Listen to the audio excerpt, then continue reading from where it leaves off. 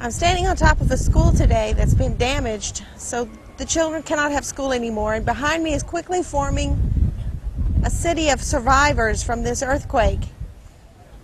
They've gathered anything they can, as you can see behind me, from tablecloths to sheets to blankets to any sort of plastic to create themselves a shelter.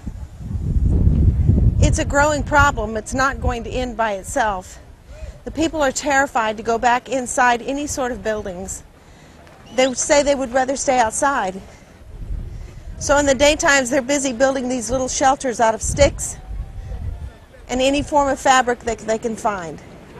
A tarp is a wonderful idea, but they would rather have a tent. A tent is what they need.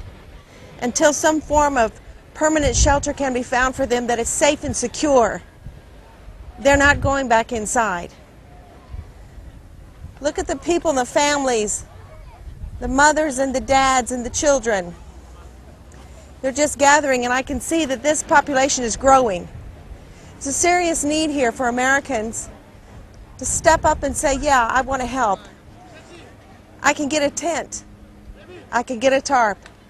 I can provide what they need. Shelter. I'm asking you to help me. We're shipping containers as fast as we can load them. You can be a part of that.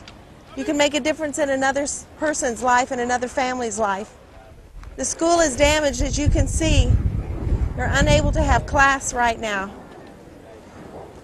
Pastor Junior, come and talk to me a minute. Tell me what's happening today. There's no class? Oh, no class. The kids won't be going back into concrete for a while. I'll fix my mic so you can hear it.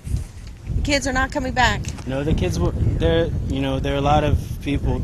A lot of these people that you see that are sleeping on the streets, they have homes that are probably pretty sound, but most people are afraid to go underneath until they have true inspections that are done, and schools are included.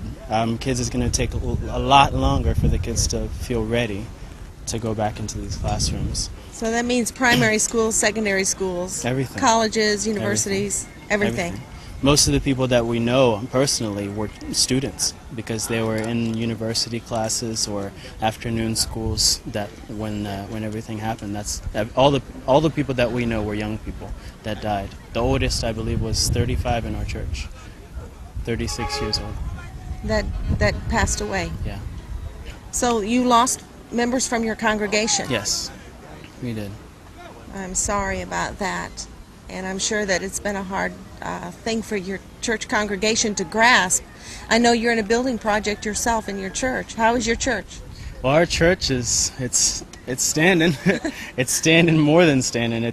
We have we have a building that we've been building since 2001. It's actually been built by the pennies of the people. You can actually see it in the distance over here.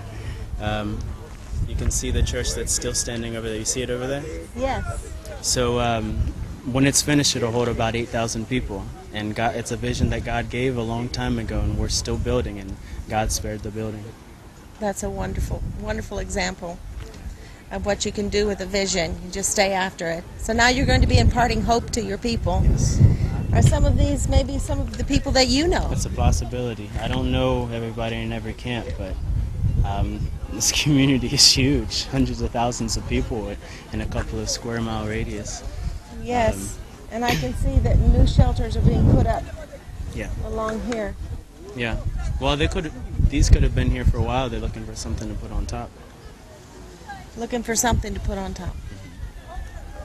Well, we're praying for you, and we're going to do what we can to make a difference and help. Thank you.